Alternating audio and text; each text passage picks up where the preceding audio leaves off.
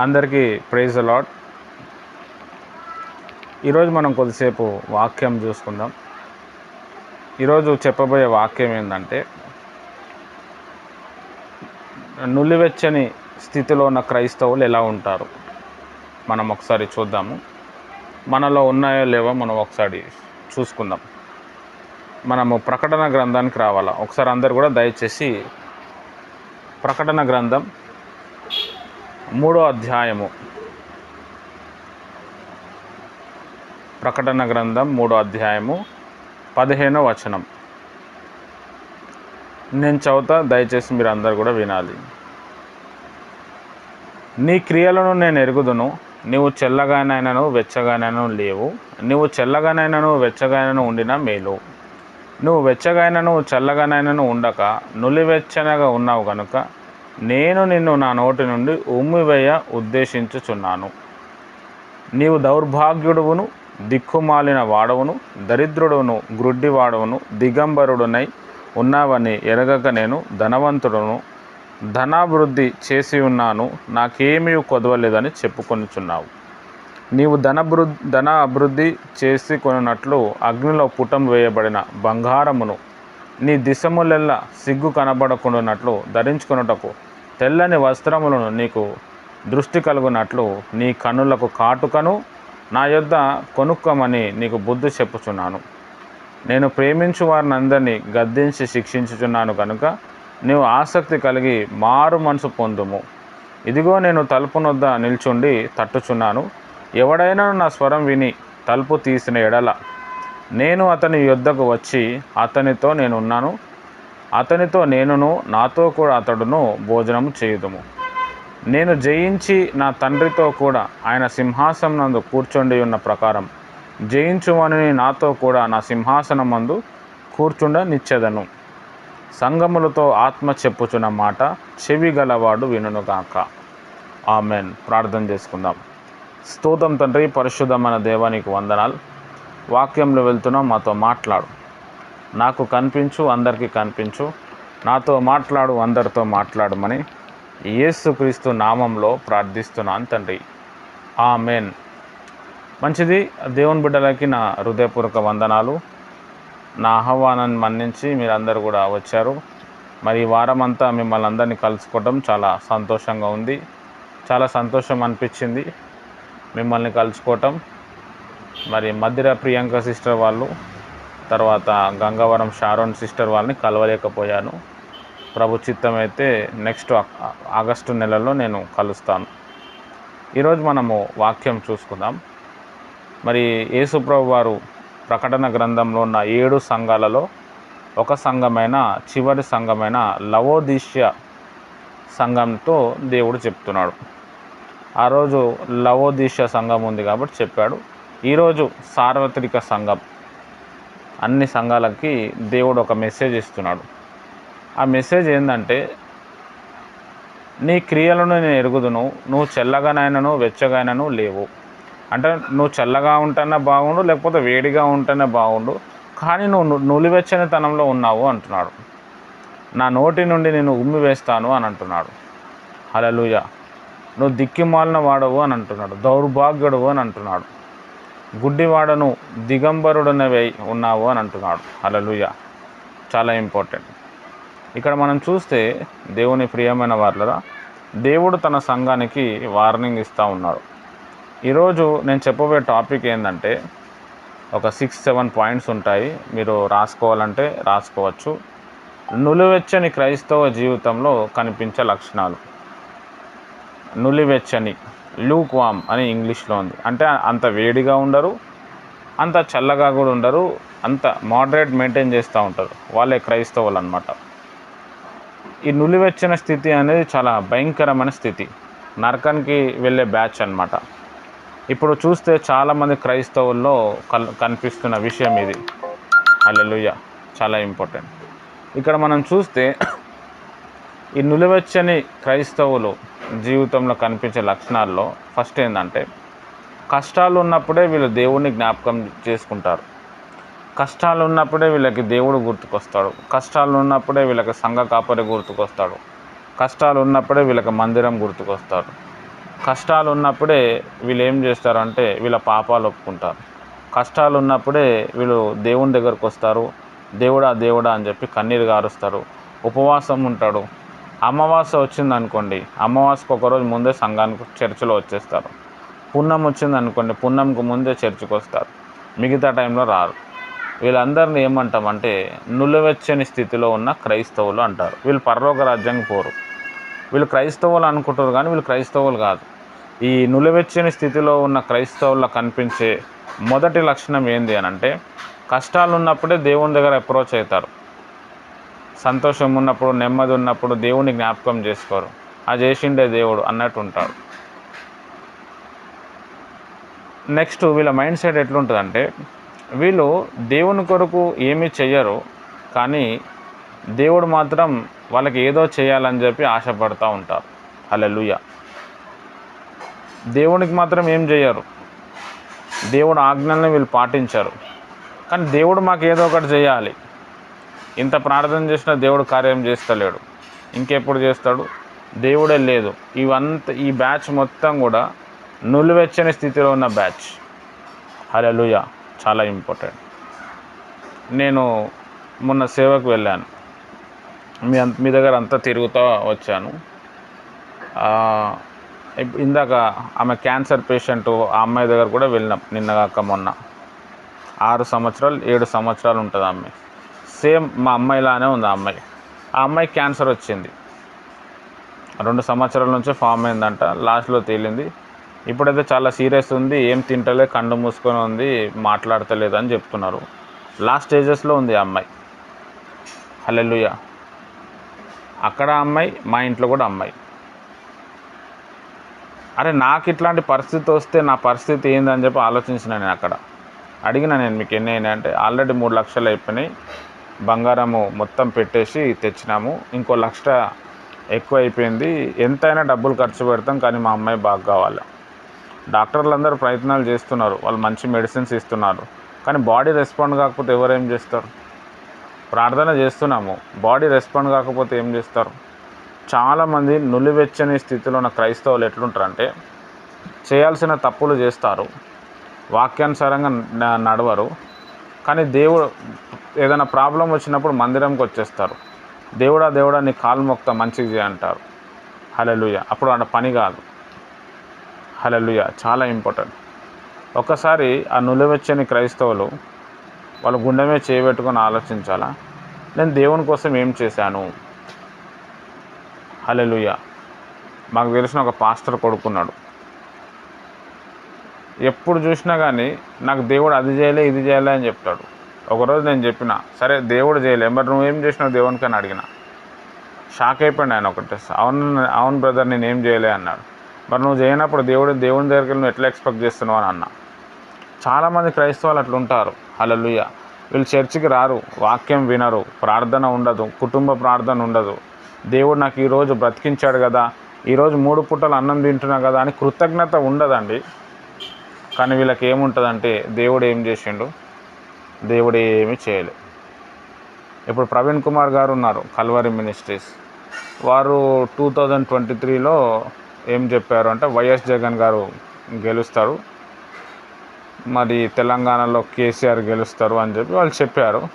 ఆ ప్రవచనం నెరవేరలే. చాలామంది ఆ ప్రవచనం పట్టుకొని ఆయన చెప్పింది తప్పైపోయింది, అది అబద్ధ ప్రవచనం అని చెప్తున్నారు.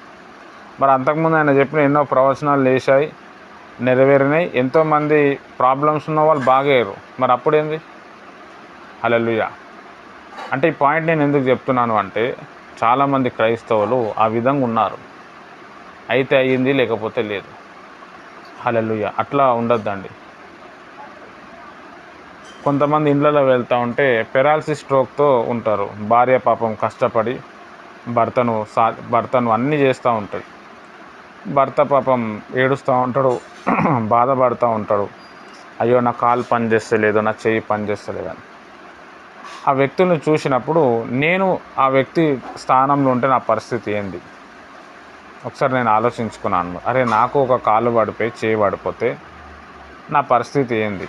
నన్ను ఎవరు డేకుతారు? అమ్మో నాకు ఆ పొజిషన్ దేవుడు ఇవ్వలే అని చెప్పి దేవునికి నేను స్తుతిస్తున్నాను. హల్లెలూయా. చాలా ఇంపార్టెంట్. కానీ నులివెచ్చని స్థితిలో ఉన్న క్రైస్తవులు ఏం చేస్తారు అంటే, వాళ్ళు దేవుని దగ్గర నుంచి దేవునికి ఏం చేయరు, కానీ దేవుని దగ్గర నుంచి ఎక్స్పెక్ట్ చేస్తారు. ఇంత ప్రార్థన చేసినాము ఇంకా కాలే, అరే ఇప్పుడు మంచిగా తింటున్నాము, నైట్ మంచిగా పడుకుంటున్నాము, దేవుడు నిద్ర ఇస్తున్నాడు, వేసుకొనికి బట్టలు ఇస్తున్నాడు, కృతజ్ఞత ఉండదు. ఇంకా చేయలే చేయలే చేయలే. హల్లెలూయా. నులవెచ్చని స్థితిలో ఉన్న క్రైస్తవుల యొక్క బండ గుర్తులు అవి. హల్లెలూయా. నెక్స్ట్ 3వ పాయింట్ మనం చూద్దాము. ఆదివారం భక్తులుగా కనిపిస్తూ ఉంటారు, మిగతా రోజుల్లో పాపుల లెక్క తిరుగుతూ ఉంటారు.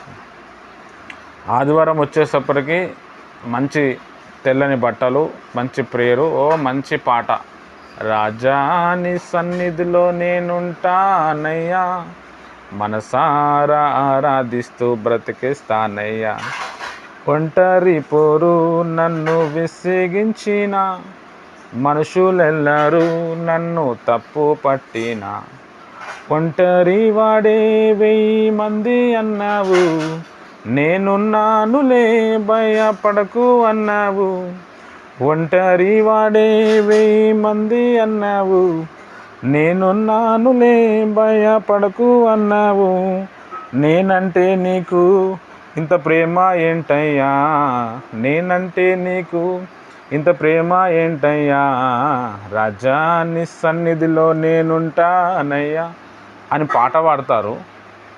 నెక్స్ట్ డే నుంచి ఆ పాట మళ్ళా లైఫ్లో కనబడదు. 6 days మళ్ళా అసలు ఉండనే ఉండదు. మళ్ళీ సండే రాగానే రాజా నీ సన్నిధిలో. వీళ్ళంతా కూడా నులివెచ్చని స్థితిలో ఉన్న క్రైస్తవులు. హల్లెలూయా. చాలా ఇంపార్టెంట్. తర్వాత నెక్స్ట్ పాయింట్ మనం చూస్తే, పరిశుద్ధంగా ఉండుట కంటే సంతోషంగా ఉండుట ఎక్కువగా ఇష్టపడతారు. చాలా ఇంపార్టెంట్. పరిశుద్ధంగా ఉంటే ఏమొస్తుంది బ్రదర్? లైఫ్ అంటే ఎంజాయ్ చేయాలా, ఎంటర్టైన్మెంట్ ఉండాలా. ఒక డాక్టర్ చెప్పిండు అనుకో, అమ్మ మీరు కారం తినకండి, ఎక్కువ మసాలాలు తినకండి అంటే, కారం తినకపోతే ఎట్లా, మసాలా తినకపోతే ఎట్లా? ఇంట్లో గొడవలు అవ్వని, ఎవరైనా తిడితే అలగని, కొట్లాట పెట్టుకొని, కానీ కారం మానము, మసాలా కూడా మానం. హల్లెలూయా. ఇట్లాంటి వాళ్ళు ఉంటారు. పరిశుద్ధంగా ఉండాలని అంటే కూడా సంతోషంగా ఉండాలి, మంచిగా తినటానికి తిండి ఉండాలి, అనుకున్నవన్నీ జరగాలి, ఎప్పుడు డబ్బులు వస్తూనే ఉండాలి, డబ్బులు నాకు రావాలి, నేను అనేకులకి పంచాలి, డబ్బులు అట్లా రావాలి, నేను అనేకులకి పంచాలి, మంచి ఆలోచనే. కానీ అదే పరిశుద్ధంగా ఉందాము అని అంటే అంత ఇష్టం ఉండదు, అంత ఇష్టపడరు అన్నమాట. పరిశుద్ధమైన మాటలు ఉండవు, పరిశుద్ధమైన తలంపులు ఉండవు, పరిశుద్ధమైన వ్యవహారం ఉండదు, కానీ సంతోషంగా ఉండాలి. హల్లెలూయా. పరిశుద్ధత కోసము పరిగెత్తరు, కానీ సంతోషం కోసం, ఎంటర్టైన్మెంట్ కోసం పరిగెత్తారు. ఒక పాస్టర్ గారు వచ్చి వేదనతో, బాధతో, భారం కలిగి వాక్యం చెప్తారు అనుకో, ఈయనకు ఎక్కదు. అదే ఆయన జోకులేసి చెప్తుండ అనుకో, మంచి మంచి స్టోరీలు చెప్తుండే, అబ్బా ఏం చెప్పిండు, అబ్బా మస్తు చెప్పిండు అంటారు. వీళ్ళంతా కూడా నులివెచ్చని స్థితిలో ఉన్న క్రైస్తవులు. హల్లెలూయా. నెక్స్ట్ పాయింట్ మనం చూస్తే, దేవుని బిడ్డలమని చెప్పుకుంటారు, కానీ సాతానికి లోబడి జీవిస్తారు. నేను దేవుని బిడ్డనే, దేవుడు నన్ను పిలుచుకున్నాడు, దేవుని పిలుపు ఉంది, దేవుడు అంటే మాకు చాలా నమ్మకం అంటారు. కానీ లాస్ట్కి ఏమవుతుందంటే దేవునికి లోబడరు, సైతానికి లోబడతారు. హల్లెలూయా. అట్లాంటి వారు ఉన్నారా లేదా మీరు చెప్పండి నాకు. మీ లైఫ్లో కూడా చూసి ఉండొచ్చు. వాళ్ళందరూ కూడా నులివెచ్చని స్థితి క్రైస్తవులు. దేవుడు వాళ్ళని నోట్లకెళ్ళి ఉమ్మేస్తాడు అంటుండు. నోట్లకెళ్ళి ఉమ్మేస్తాడు అంటే అర్థం ఏంటంటే విడిచిపెడతాడని అర్థం. నువ్వు వేడిగైనా ఉండు, లేకపోతే చల్లగైనా ఉండు, కానీ నులివెచ్చని స్థితిలో ఉండకు. నులివెచ్చని స్థితి ఏంది బ్రదర్ అంటే ఇవి అన్నమాట, ఈ పాయింట్లు. హల్లెలూయా. దేవుని బిడ్డలుగా ఉంటారు, కానీ సైతానికి లోబడతారు. సైతాన్ ఏది చెప్తే అది. సైతాన్ మనసులోని ఆశలన్నీ తీరుస్తారు, లేకపోతే పక్కన మనుషులు ఎవరైనా ఉంటే వాళ్ళ ఆశలు తీరుస్తారు, కానీ దేవుని ఒక ఆశలు తీర్చరు. హల్లెలూయా. ఎవరైనా ప్రార్థన చేసుకుంటూ ఉన్నారనుకోండి, ఇంట్లో ఉన్న వాళ్ళు ఏంది ఊకే ప్రేరేనా అని అంటే, అమ్మో ఆమె ఏమని అనుకుంటుందేమో, ఆయన ఏమని అనుకుంటుందేమో అని చెప్పి వాళ్ళని వదిలేసే వాళ్ళు కూడా ఉన్నారు. హల్లెలూయా. సైతానికి లోబడుతున్నాం అక్కడ. ఒక ఆమె వచ్చి అంటుంది, ఏమంటుంది అంటే, నువ్వు ఇంత ప్రార్థన చేసినావు, దేవుడు ఏం చేసిండు? ఈమె వెంటనే, అరే అవును కరెక్టే కదా, నేను ఇన్ని రోజులు చర్చికి పోయినా, ఉపవాస ప్రార్థన చేసిన, దేవుడు నాకు ఏం చేయలే అని చెప్పి దేవుని మీద అలిగి చర్చికి రాని వాళ్ళు ఉన్నారు, ప్రార్థన చేయని వాళ్ళు ఉన్నారు.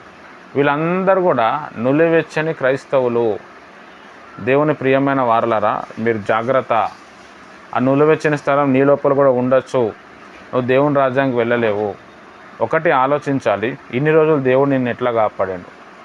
ఒక భిక్షగాడి ఇంటికి వెళ్ళండి, ఆయనకు బట్టలే ఉండవండి, మనకి వేసుకోనికి చెప్పులన్నీ ఉన్నాయి, ఆయనకు చెప్పులు లేకుండా ఎండలో తిరుగుతున్నాడు. మరి వారికంటే మనము అదృష్టవంతులం కాదా? వారికంటే దేవుడు మనం దీవించలేదా? మనం నెమ్మదిగా లేమా? ఇదే టైంకి 195 దేశాలు ఉన్నాయి ప్రపంచంలో. 195 దేశాల ప్రజల్ని మీరు చూడండి, లేకపోతే మీ ఊరి ప్రజల్లో ఈ టైంలో ఒకసారి తిరిగి రండి. ఎంతమంది ఎన్ని కష్టాల్లో ఉన్నారు. ఒకసారి పోలీస్ స్టేషన్కి వెళ్ళి రండి. దౌర్జన్యంగా కేసులు పెట్టుకొని ఉన్నారు. చంపుతూ ఉంటే ఇల్లు వాకిలు వదులుకొని డబ్బులు తీసుకొని ఏటీఎం నుంచి గీకితే తెలుస్తుందేమో అని చెప్పి డబ్బులు కట్టబెట్టుకొని ఎక్కడ కూడా ఉండకుండా ఓన్లీ కార్లలో తిరిగే పబ్లిక్ ఉన్నారు. వాళ్ళు దొరికితే పట్టుకొని ఏదో జైల్లో వేస్తారని తరమబడే వాళ్ళు ఉన్నారు. రోగం వచ్చిందని చెప్పి హాస్పిటల్కి వెళ్తే చిన్న రోగమైన లక్షలు గుంజుతున్నారు. జ్వరము జలుబు వస్తే ₹1,00,000, 2,00,000, 3 ఏముండదు అక్కడ. హల్లెలూయా. అట్లా మొత్తం కష్టం అంతా కూడా దోచుకునే వాళ్ళు ఉన్నారు. హల్లెలూయా. ఒకసారి మనం ఆలోచిద్దాం, వాళ్ళకంటే మనం బాగా లేమా అండి? చాలామంది వాళ్ళ గురించి వీళ్ళ గురించి ఆలోచించి ఇక్కడ డౌన్ అయిపోతూ ఉంటారు. వాళ్ళంతా కూడా నులివెచ్చని స్థితి. నెక్స్ట్ లాస్ట్ పాయింట్ ఏంటంటే, మాటికి పాపంలో పడిపోతారు, అయినా కొంచెమైనా బాధ మాత్రం ఉండదు. రోజుకి పాపాలు పడిపోతూ ఉంటారు. నేను ఉండలేకపోతున్నా బ్రదర్, నా వల్ల కావట్లే అంటారు. మళ్ళీ ఈయన దేవుని బిడ్డని, మళ్ళీ ఈయన సండే చర్చికి వస్తాడు. మళ్ళీ రాజాని సన్నిధిలో నేనుంటానయ్యా అని పాట పాడతారు. కానీ పాపంలో పడిపోయినప్పుడు, ఏదైనా బూతులు తిట్టినప్పుడు, లేకపోతే ఏదైనా కోప్పడినప్పుడు, ఏదైనా చెయ్యరాని చేసినప్పుడు ఏమి బాధ ఉండదు, కనికరమే ఉండదు, బాధ్యత కూడా ఉండదు. హల్లెలూయా. వీళ్ళు ఎట్లా క్రైస్తవులు అవుతారంటే మీరు చెప్పండి నాకు.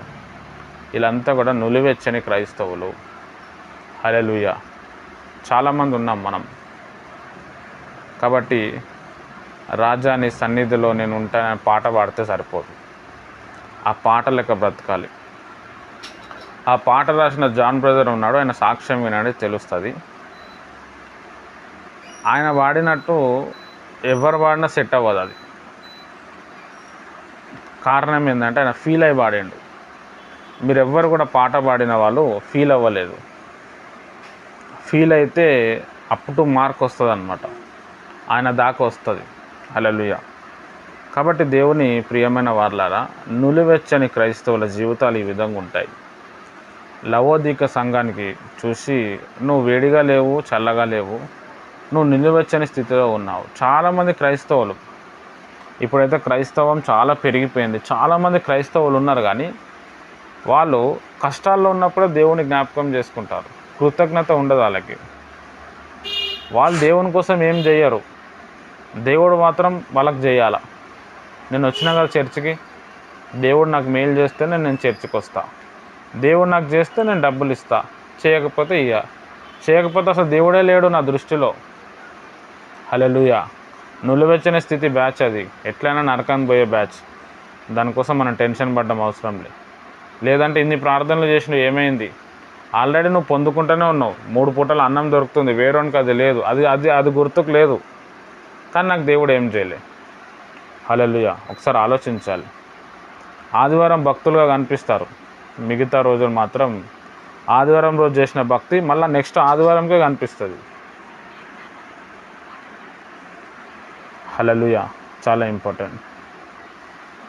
పరిశుద్ధంగా ఉండాలంటే కూడా సంతోషంగా ఉండటానికి ఇష్టపడతారు. ప్రేయర్ చేసుకుందాం బ్రదర్, లేకపోతే ఒక దగ్గర సువార్తకు వెళ్దాము అని అంటే, సువార్త చెప్తే ఏమొస్తుంది, వాళ్ళ ఇంటికి పోయి మనం మంచి ముచ్చట్లు కొడదామంటే వస్తారు. హల్లెలూయా. చాలా ఇంపార్టెంట్. వీళ్ళంతా కూడా నులివెచ్చని స్థితి. దేవుని బిడ్డలమనే చెప్తారు, రాజాని సన్నిధిలో నేను ఉంటానంటారు, ఒంటరి పోరు నన్ను విసిగించిందని అంటారు, కానీ లాస్ట్కి సైతాన్ మాట వింటారు. హల్లెలూయా. చాలా ఇంపార్టెంట్. మాటి మాటికి పాపంలో పడిపోతారు, కొంచెం కూడా మారు మనసు ఉండదు. ప్రభా పలానా వారం నేను ఈ తప్పు చేసిన, ప్రభా నన్ను క్షమించు అనే బాధ ఉండదు, వేదన ఉండదు, ఏముండదు. పాపాలు ఒప్పుకునేటప్పుడు కూడా మామూలుగా ఏదో ఒప్పుకోవాలి కదా అన్నట్టు ఒప్పుకుంటారు. హల్లెలూయా. కానీ లాస్ట్కి మళ్ళీ ఏమంటారు, నీ సన్నిధానములో సంపూర్ణ సంతోషం, ఆరాధించుకునే విలువైన అవకాశం. నీ సన్నిధానములో సంపూర్ణ సంతోషం, ఆరాధించుకునే విలువైన అవకాశం. కోల్పోయినావని నాకు ఇచ్చుటకును, బాధల నుండి బ్రతికించుటకును. కోల్పోయినావని నాకు ఇచ్చుటకును, బాధల నుండి బ్రతికించుటకును. నీవే రాకపోతే నేనేమైపోదును, నీవే రాకపోతే నేనేమైపోదును. రాజా నీ సన్నిధిలో నేనుంటానయ్యా, మనసారా ఆరాధిస్తూ బ్రతికిస్తానయ్యా. నేనుండాలేనయ్యా, నే బ్రతకాలేనయ్యా, నేనుండాలేనయ్యా, నే బ్రతకాలేనయ్యా. నీవే లేకుండా నేనుండాలేనయ్యా, నీ తోడే లేకుండా నే బ్రతకాలేనయ్యా. హల్లెలూయా. కదండి. ఈ పాట పాడతాము, కానీ నేను చెప్పిన లక్షణాలన్నీ కూడా కనిపిస్తాయి. ఓవరాల్గా నేను చెప్పేది ఏంటంటే, ఆ రోజు లవోదిష సంఘానికి దేవుడు చెప్పాడు, ఈరోజు మనకి చెప్తున్నాడు. చాలా సంఘాలలో ఏముందంటే ధనము ధనము ధనము. దేవుడు ఆశీర్వదిస్తాడు.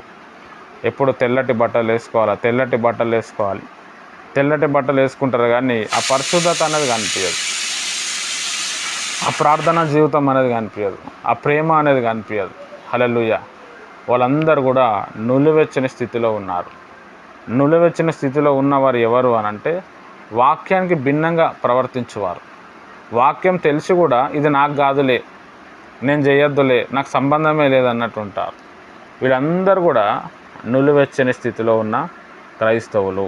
హల్లెలూయా. నువ్వు దౌర్భాగ్యుడివి అంటున్నాడు. చాలా ఇంపార్టెంట్. ఇంకా చాలా పెద్ద పెద్ద మాటలు ప్రభువారు చెప్పారు. కాబట్టి దేవుని ప్రియమైన వారలారా, చాలా ఇంపార్టెంట్. 19వ వచనంలో ఏమంటున్నారు చూడండి, నేను ప్రేమించు వారిని అందరినీ గద్దించి శిక్షించుచున్నాను గనుక నువ్వు ఆసక్తి కలిగి మారు మనసు పొందుము. అయినా కానీ నేను నిన్ను గద్దిస్తున్నాను. కొంతమందికి వాక్యం చెప్పినప్పుడు ఇట్లా నరాలు దిగుతుంటాయి, కోపం వస్తుంటాయి, పండ్లు కొరుక్కుంటూ ఉంటారు. హల్లెలూయా. వాళ్ళకి చెప్తున్నాడు, నేను నిన్ను ప్రేమిస్తున్నా కాబట్టి నిన్ను గద్దిస్తున్నా, నువ్వు ఆసక్తి కలిగి మారు మనసు పొందు అంటున్నాడు. చాలా ఇంపార్టెంట్. మారు మనసు పొందాలనే దేవుని ఒక కోరిక. అంటే ఈ వాక్యము చెప్పకపోతే తెలియదు, అరే ఆయన నాకే చెప్తున్నాడు అనే ఫీలింగ్ కూడా వస్తుంది మీకు. ఒకవేళ మీరు నిలువచ్చని స్థితిలో ఉంటే ఖచ్చితంగా వస్తుంది. వచ్చింది అని అంటే పని జరిగినట్టే. ఇప్పుడు నేను రాజాది సన్నిధిలో పాట పాడినప్పుడు మీకు బాధ అనిపిస్తే ఖచ్చితంగా పని జరిగినట్టే. హల్లెలూయా. మారు మనసు పొందు అని అంటున్నారు. మనం పాటలు పాడేటప్పుడు యూట్యూబ్కి పాటలు ఒక 4-5 సార్లు మంచిగా వినాలి. మీరు పాడిన పాటలు ఇష్టం వచ్చినట్టు ఎవరైనా పాడితే మీరు ఊరుకోరు, మీకు కోపం వస్తుంది. ఆ పాటలకు ఒక రెస్పెక్ట్ ఉంటుంది, ఆ పాటల్లో ఒక మీనింగ్ ఉంటుంది. నిజంగా ఈ పాట ఎవరైనా పాడితే కంట్లోకి వెళ్ళి వాటర్ వస్తాయి. అసలు మొత్తం దాని రూపురేఖలే మారుస్తారు మీరు. అంటే మీరందరూ బాగా పాడుతారు, ఆ జాన్ బ్రదర్ కరెక్ట్ పాడలేదేమో అనిపిస్తుంది. హల్లెలూయా. కాబట్టి ఇక్కడ దేవుడు ఏమంటుండంటే, దేవుని ప్రియమైన వారలారా, నేను మిమ్మల్ని ప్రేమిస్తున్నా కాబట్టి నేను గద్దిస్తా, శిక్షిస్తా, మీరు ఆసక్తి కలిగి మారు మనసు పొందు అంటున్నాడు.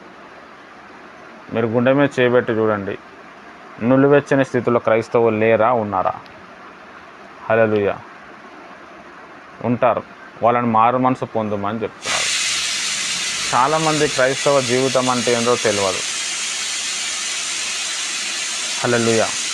వాళ్ళకి మైండ్లో ఎట్లా ఉంటుందో దాని ప్రకారం ఉండాలని అంటారు. వాళ్ళందరి గురించి ఇక్కడ దేవుడు బైబిల్లో మాట్లాడుకుంటూ వస్తున్నాడు. 20వ వచనం చూడండి. ఇదిగో నేను తలుపు వద్ద నిల్చుండి తట్టుచున్నాను.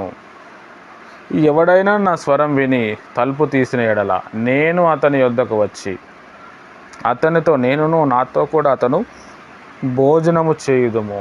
ఇదిగో నేను మాట్లాడుతున్నా అంటున్నాడు. ఒకవేళ నిలువెచ్చని స్థితిలో నువ్వే ఉంటే, దేవుడు నీతోనే నాతోనే మాట్లాడితే నీ తలుపు ఓపెన్ చేయి అంటున్నాడు. తలుపు అంటే మన ఇంట్లో డోర్ ఓపెన్ కాదు, మన హృదయం ఓపెన్ చేయాలి. అవును, ఈ వాక్యం నాకే వచ్చింది, నాకే చెప్పిండు బ్రదర్, నా మీదనే టార్గెట్ చేసిండు, నా మీదనే దాడి చేసిండు. ఓకే, నేను తలుపు ఓపెన్ చేస్తా, నేను నా హృదయం ఓపెన్ చేస్తా. తలుపు యొద్ద వచ్చి నేను తలుపు కొడుతున్నా అంటున్నాడు, తలుపు తడుతున్నా అంటున్నాడు. ఆ తలుపు ఓపెన్ చేస్తే నేను వచ్చి వారితో భోజనం చేస్తా. భోజనం అంటే ఏంటంటే సహవాసం చేస్తా అని అర్థం. హల్లెలూయా. అంటే నులివెచ్చని స్థితిలో ఎవరైతే మనం ఉన్నామో, ఇంక్లూడింగ్ నేను కూడా ఉన్నాను, నేను డోర్ ఓపెన్ చేస్తే దేవునికి, దేవుడు నా దగ్గరకు వచ్చి నాతో సహవాసం చేస్తాడంట. హల్లెలూయా. చూడండి ఎంత మంచి మాటలు చెప్తున్నాడు. ఇట్లాంటి మాటలు మనకి బైబిల్లో తప్ప ఎక్కడ కనబడవు. పాత నిబంధనలో కూడా ఇట్లనే ఉంటుంది. యెహోవా దేవునికి చాలా రోషం అని అనుకుంటాం, కానీ ఆయన ఆడ గద్దిస్తాడు. కిందికి వచ్చిన తర్వాత నేను కాకపోతే ఇంకెవరిని ఎవరు రక్షిస్తాను అంటారు. తండ్రి ప్రేమ మనకు అది కనిపిస్తుంది. దాన్ని నెరవేర్పే కొత్త నిబంధనలో యేసే లోపల మనకు కనిపిస్తుంది. హల్లెలూయా. చాలా ఇంపార్టెంట్. నేను వచ్చి భోజనం చేస్తా అంటున్నాడు. మత్తయి మార్కు సువార్తలు ఏమంటాడు, నేను నా తండ్రి వచ్చి వాళ్ళ ఇంట్లో భోజనం చేస్తా అంటాడు. చాలా ఇంపార్టెంట్. అంటే దేవుడు ఎంత తగ్గించుకొని, జస్ట్ డోర్ కొడుతున్నా బాబు, నీకు ఇష్టమైతే నన్ను ఆహ్వానించు. అవును ప్రభా, నువ్వు చెప్పింది నా కొరకే, నేను ఇట్లనే ఉన్నాను, నువ్వు చెప్పింది కరెక్టే, నేను నిలువెచ్చని స్థితిలోనే ఉన్నాను, నువ్వు నాకు ఎన్నో మేలు చేస్తున్నావు, కానీ నేను గుర్తుపడతలేను, నీకు నచ్చినట్టు నేను ఉండలేను. అవును, ఆదివారం వస్తున్నాను, మిగతా రోజులు నేను సరిగా గడపలేను. హల్లెలూయా.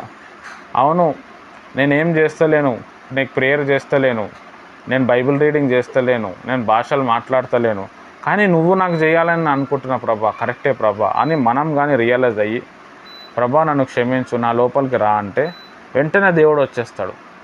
ఎందుకు వస్తాడు? ఆల్రెడీ ఆయన తలుపు యొద్ద ఉన్నాడు. తలుపు వద్ద అంటే మన ఇంటి తలుపు యొద్ద కాదు, హృదయం అనే తలుపు. దేవుడు ఎప్పుడు కూడా బిగించాడు మనల్ని, ఎప్పుడు కూడా ఫోర్స్ చేయడు. ఒక సేవ కావచ్చు, ఆయన నమ్ముకోవటం కావచ్చు. మీరు ఎవరినైనా చూడండి, క్రిస్టియన్స్ని ఎవరినైనా చూడండి, లేకపోతే ఎవరైనా సేవకులను చూడండి, దేవుడు నన్ను ఇంత బలవంతం పెట్టిండండి, దేవుడు నన్ను పీక మీద కత్తి పెట్టుకొని వచ్చిండని ఎవరు చెప్పరు. ఈవెందో మనమే ఉన్నాము. ఇప్పుడు మీలో ఎవరికన్నా దేవుడు ఎప్పుడన్నా ఏదో ఒక ఏ దాంట్లో అయినా ఫోర్స్ చేశాడా? మీరు ఇట్లనే ఉండాలి, మీరు ఇట్లుంటేనే అవుతుంది, మీరు ఇది చేస్తేనే నేను మీ ప్రార్థన వింటా అని ఎప్పుడన్నా చెప్పాడా అండి? హల్లెలూయా. మనకు ఛాన్స్ ఇచ్చాడు. నీ దగ్గర మంచి మార్గం ఉంది, చెడు మార్గం ఉంది. మంచి మార్గం వస్తే నువ్వు బాగవుతావు, నీ ఇష్టం అని చెప్పిండు. ఇక్కడ కూడా అదే చెప్తాడు, నేను తలుపు యొద్ద ఉన్నాను, తలుపు తడుతున్నాను. దేవుడు వచ్చి తలుపు తట్టడం అంటే మామూలు విషయం కాదు. నిజంగా నీకు నా స్వరం వినిపిస్తే ఎంత జ్ఞానం ఉందో చూడండి ఆ మాటల్లో. నేను మీ దగ్గరకు వస్తా, మీతో పాటు భోజనం చేస్తా అంటే దేవునికి భోజనం పెట్టేంత స్థాయిలో దేవుడే మనం తీసుకొని పోతున్నాడు. కానీ నులివెచ్చని స్థితిలో ఉన్న క్రైస్తవులకు అర్థం కాదు. ఇంకా దేవుడు చేయలే, ఇంకా చేయడు, దేవుని వల్ల కాదు. హల్లెలూయా. చాలా ఇంపార్టెంట్. 21వ వచనం చాలా ఇంపార్టెంట్, అందరికీ అర్థం చేసుకోవాలి. నేను జయించి నా తండ్రితో కూడా ఆయన సింహాసనం నందు కూర్చుండి ఉన్నాను ప్రకారము జయించు అని నాతో కూడా నా సింహాసనం నందు కూర్చుండనిచ్చేదను. ఆయన దేవుడై ఉండి మనిషిగా ఉన్నప్పుడు ఎట్లా చేసిండో నేను జయించిన అంటున్నాడు. నేను జయించి నా తండ్రి రాజ్యంలో పోయాను, సింహాసనంలో నేను కూర్చున్నాను. మీరు కూడా జయిస్తే నేను మిమ్మల్ని నా సింహాసనం దగ్గర కూర్చోబెడతా అంటున్నాడు. హల్లెలూయా. చాలా ఇంపార్టెంట్. అంటే దేవుని ప్రియమైన వాళ్ళ దేవుడు ఎంత గొప్పగా కోరుకుంటున్నా చూడండి. ఆయన సింహాసనం దగ్గర కూర్చోవాలి, ఆయనతో పాటు రాజ్యం ఏలాలని ఆయన ఆశ. ఎప్పుడు వెళ్తామండి ఆయన రాజ్యము? జయించినప్పుడు వెళ్తాం మనం. జయించాలి, పాపంని జయించాలి, శోధనను జయించాలి, నొప్పులను జయించాలి, అవమానాలను జయించాలి, నిందలను జయించాలి, రోగాన్ని జయించాలి, అన్నిటిని జయించాలి. అంతం వరకు సహించువాడే తప్పించబడతాడు. అంతం వరకు జయించేవాడే దేవుని రాజ్యంలో రూల్ చేయగలుగుతాడు. సంగములతో ఆత్మ చెప్పుచున్న మాట చెవి గలవాడు వినుగాక. ఆమేన్, హల్లెలూయా. చాలా ఇంపార్టెంట్. ఈ విధంగా మరి దేవుడు తన ఆత్మ చేత మనతోని మాట్లాడుతున్నాడు.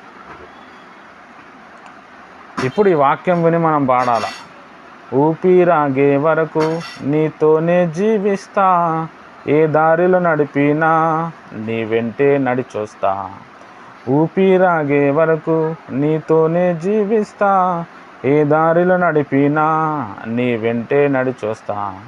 విశ్వానికి కర్త నీవే నా గమ్యము, నీ బాట నడుచుట నాకెంతో ఇష్టము.